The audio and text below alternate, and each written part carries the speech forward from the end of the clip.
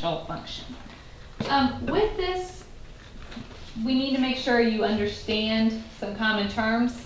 So if I say annually, what does that mean? Yearly. Once per year or yearly. What's semi-annually? 2 times a year. 2 times per year. Quarterly? 4 times. Monthly? 12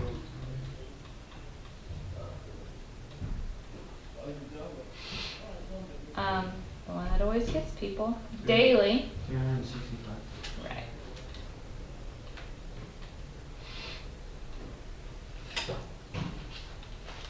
Alright, so we know what those terms mean then. There are 2 different ways we can calculate interest. You've done simple interest before, interest equals principal times rate times time, but that's not how things work in the real world. They always do compounding interest. Basically, you have to pay interest on the interest. They don't just calculate how much you owe once a year. It's more frequent than that.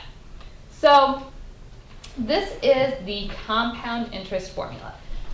You do not have to memorize this formula. I will give it to you anytime you need it, but I won't tell you what your variables stand for. So you need to be familiar enough with it that if you have the formula, you know where to plug in things. A is your ending amount. That's sometimes called the future value. It's not right now, it's at some point in the future. P is the principal or the present value. It's the amount right now. R is your interest rate. That needs to be in decimal form. So we don't, if it's 12%, I don't want to plug in a 12. I need to do 0.12. N is the number of times you compound in a year. So if I said monthly, how many times would that be? 12. And then T is our time in years. Okay, if I said 6 months, what would T be? I said it has to be in years. Half a year, so 0.5. So time always has to be converted into years. Now, we can compound interest. We went through annually, semi-annually, monthly, daily, but we could do it more frequently than that. We could do hourly, or every minute, or every second, and that kind of leads us into the second. That is continuous compounding. So the only time you use this formula is if I say the word continuous in here. So A, P, R, T all have the same meanings. E is a number. It has a set value, kind of like pi. If you look on your calculator, you have an E button. There's actually a couple of them, but above the natural log button, there is an E.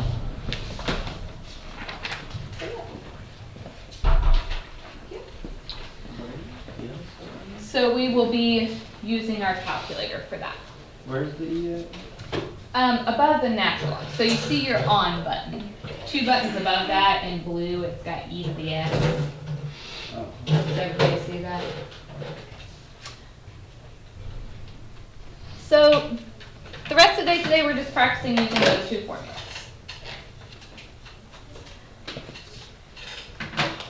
So our first example, find the future value of $100 invested at 4%, compounded quarterly after a period of 13 quarters. I like to write down all of my information. Find the future value. What variable is future value? A. So if I'm asking you to find that, we don't know it. What does the A represent? Or the 100 represent? P, the present or right now. We want the future value, so we need A. 100 is what we had to start with. Invested at 4%, so that's my rate, but we always have to change it to decimal, so 0.04.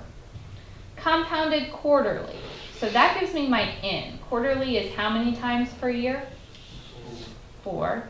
For a period of 13 quarters. Now that's giving me my time, but time has to be measured in years. So how would I change 13 quarters into years? You would have to divide it by 4. So we get 3.25. Alright, so you use one of the two formulas. The only time I use the second one is if I say continuous, so I'm using the first one, which you don't have to memorize.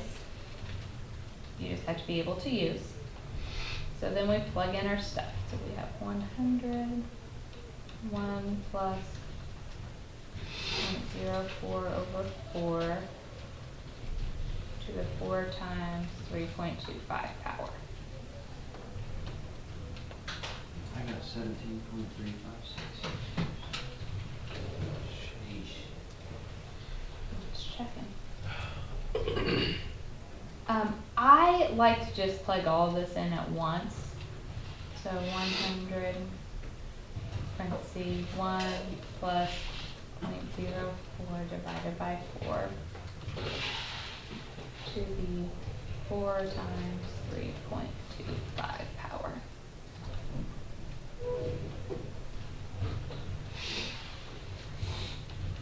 We are talking about money, so we can round to 2 decimal places. So I got 113.81. Oh, man, I thought it was an R. Oh. Did everybody get this? I do expect, if you're talking about money, please put a $sign, please, 2 decimal places. Your ending amount should always be higher than your starting amount. So I started with $100, I should be ending with more than that. Part B, I asked for the amount of interest we've earned. How would I find out how much interest you earned? Times it? How much money did we start with? 100. And what did we end with? 120. So the increase is your interest. So, yeah, you just have to take your ending amount minus what you started with. So our interest is $13.81.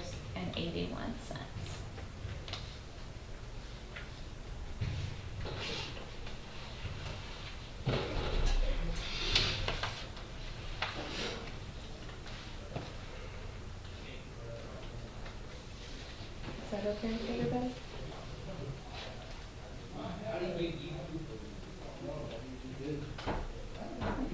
Look at another. So Leah must pay a lump sum of $15,000. So is that the amount she has right now or what she's going to need later on?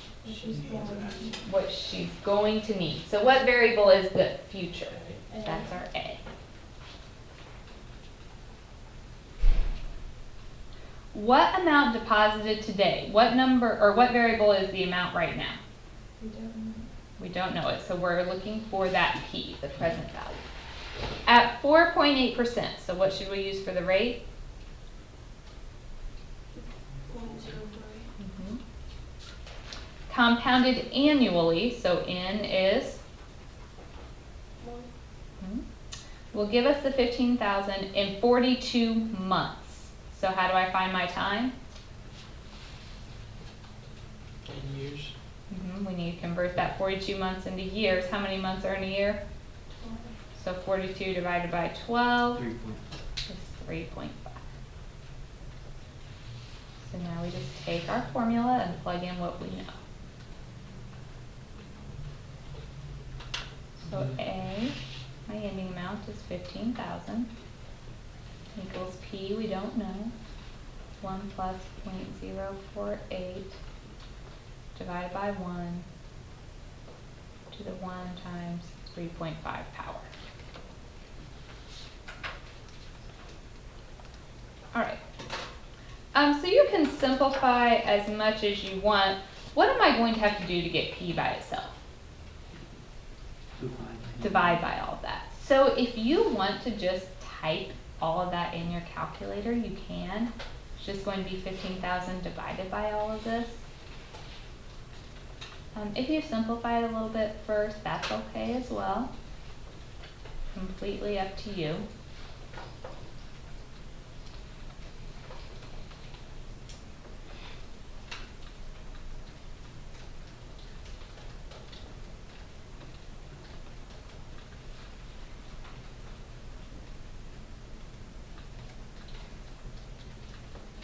So this should be something smaller than 15,000 because your ending amount is always higher than your beginning amount.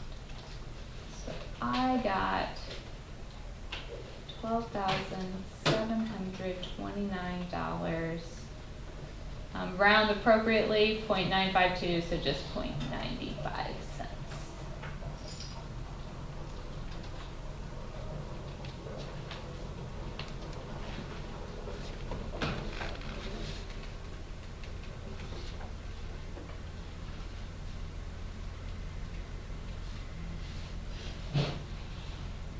Did you guys get that?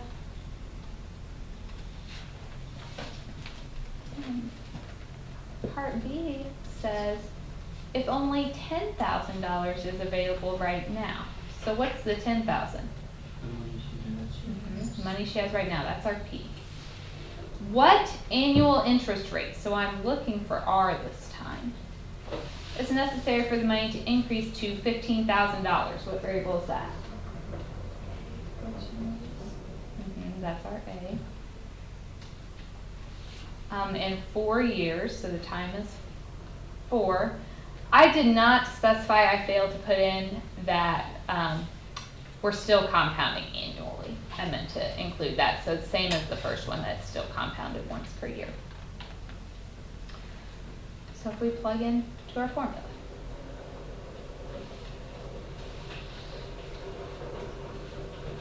So my A is 15,000 equals 10,000. 1 plus R over 1 to the 1 times 4 power. What would you have to do with that 10,000? Divide.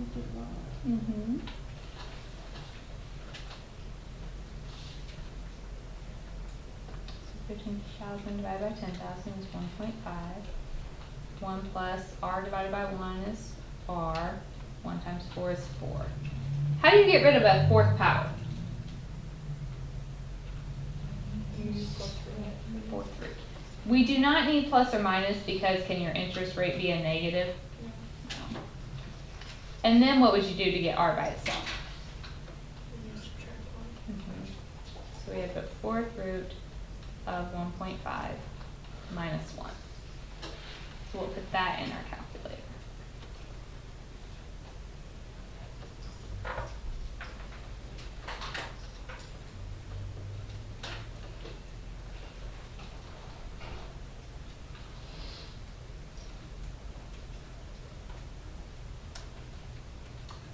So we get 0.10668 or 10.668%. How did you get rid of the, like the parentheses of the 1? I just simplified, like, are you talking about here or? When you divide 10,000. Okay, so I divided that and then in here I just cleaned up R divided by 1, it's just R. 1 times 4 was just 4. Other questions?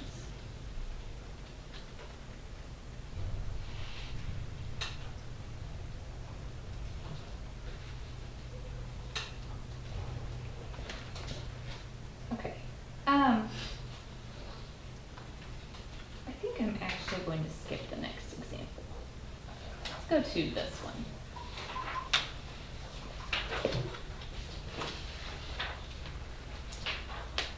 So find what investing $1,000 at an annual rate of 10% compounded continuously for 2.5 years would yield. So what's the 1,000? The E. So since I said compounding continuously, that means we are using the formula with the E. So let's figure out the variables we have. What variable does 1,000 represent? P, that's what we have right now. Rate of 10%, so R is 0.1. 2.5 years is my time. And we're just looking for A.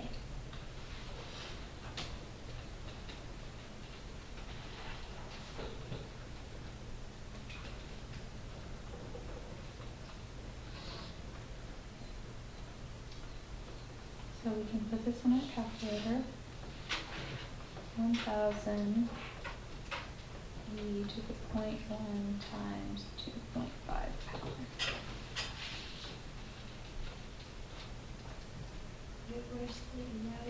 If you hit second and then the natural log, it's the third button. So I get 1,284.025, so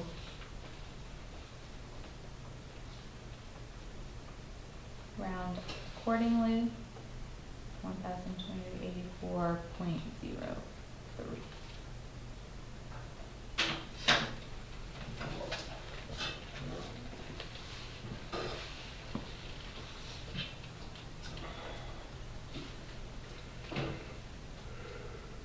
All right, how are we doing so far? Okay. We're good. Let's go ahead and look at the next one. Find the present value. So if I want present value, what variable do I need? The P. So what's the 100 then? A. After 2 years, so years is your time, at 6%, so the rate is compounded monthly, and that's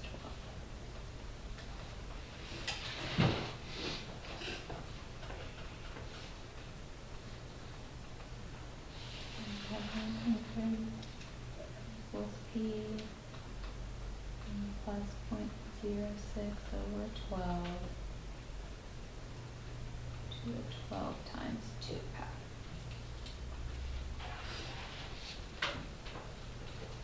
So to get P by itself, we have to divide.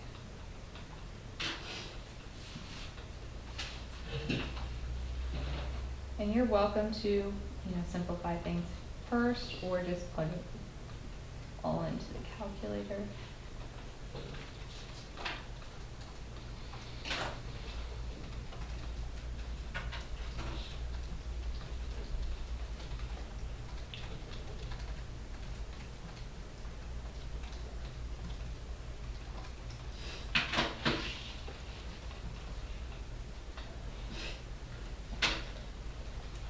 So I get a present value of $88.72.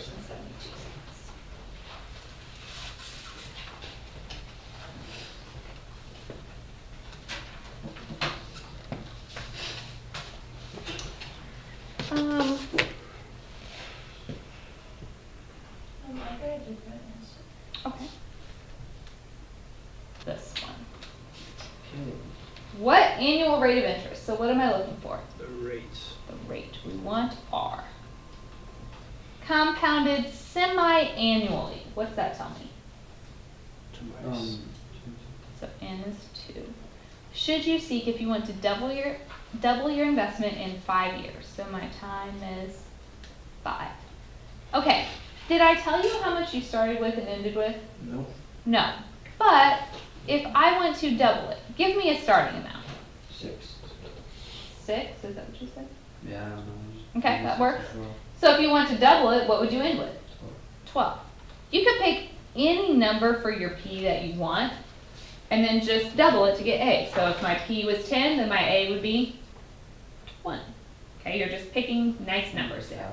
If I said you wanted to triple it, then if P were 6, A would have to be 18.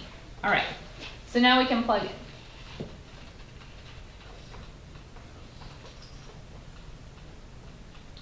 So my A is 12 equals P is 6. 1 plus R over 2 to the 2 times 5 power. We divide the 6. 12 divided by 6 is 2. 2 times 5 is 10. How do you get rid of a 10th power? True.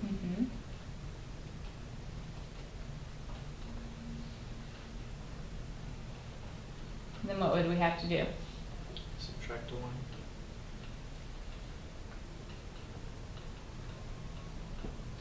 And then Multiply it.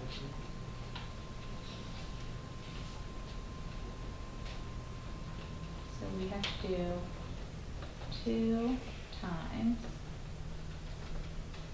the 10th root of 2 minus 1. Okay.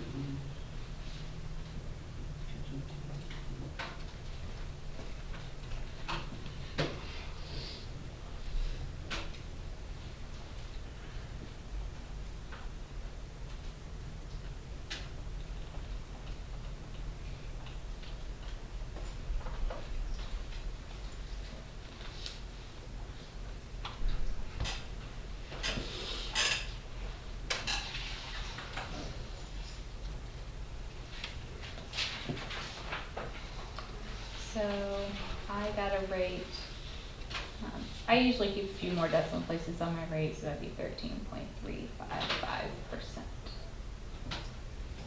Everybody get that?